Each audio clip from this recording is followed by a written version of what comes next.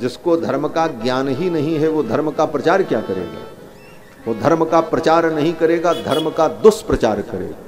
और बदनाम कौन होगा? बोले धर्म बदनाम होगा। इसलिए पहले धर्म का ज्ञान कर लो, तब धर्म का प्रचार करो। धर्म का प्रचार करने के लिए धर्म के ज्ञान की आवश्यकता। वेद व्यास जी भागवत में लिखते हैं, कलयुग में यही होगा। धर्मम वक्ष्यन्त्यधर्मज्ञाः। धर्म की व्याख्या कौन करेंगे? बोले अधर्मी लोग, जिनको धर्म का ज्ञान ही नहीं। अधिरुह्य उत्तमासनम, और उत्तम आसन पर उत्तम पदों पर बैठे। इससे धर्म की और बहुत बड़ी ग्लानि होगी आने वाले समय। अब तो तथाकथित नेता लोग तय करेंगे कि रामायण में कौन चौपाई रहेगी, कौन नहीं रहेगी। इन मूर्खों के तय करने पर तय होगा धर्म। अरे वो धर्म है तब तुम हो, अन्यथा तुम्हारी भी सत्ता न होती।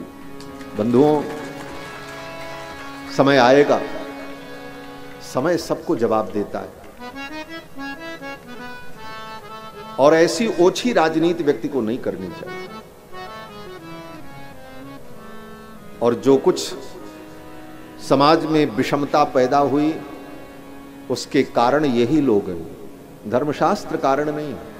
रामायण में तो चौपाई सैकड़ों वर्षों से, उसके पहले से और ग्रंथों में भी बहुत कुछ है। वो तो शायद एक ही चौपाई पढ़े हो, हम उनको 100-200 प्रमाण और दे सकते हैं। लेकिन ऐसी ओछी राजनीति नहीं थी।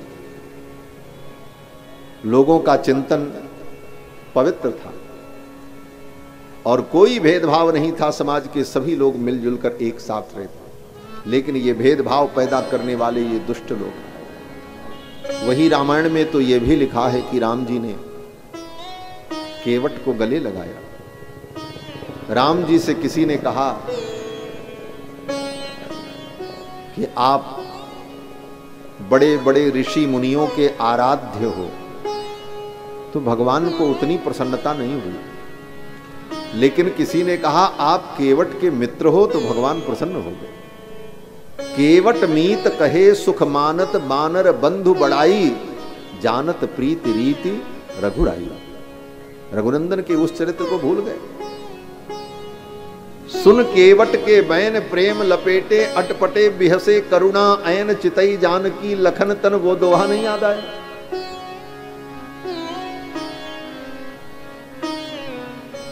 वो चौपाई याद नहीं आई कि चित्त टूट जाते समय गुरुदेव वशिष्ठ ने निषाद राज गुह को अपने गले से लिपटा लिया।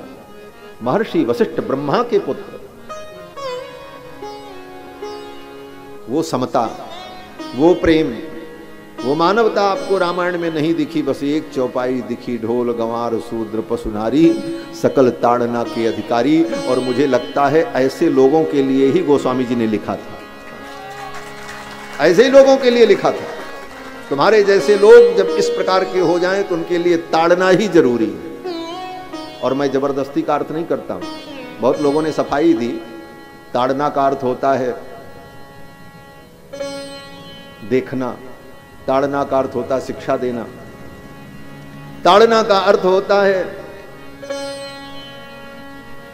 अमुक अमुक, सब अर्थ किया। लेकिन ताड़ना का अर्थ यही होता है कि उन्हें अनुशासित किया जाए। अगर अनुशासन में न रहें तो उनको दंडित किया जाए। ताड़ना का यही अर्थ है और यही अर्थ है, इसमें कोई आपत्ति नहीं। और ये उसी के लिए, ऐसे लोगों के लिए ही, सबके लिए नहीं। कोई पशु अगर अनुशासन में नहीं रहता है तो उसका ताड़न करना पड़ता है।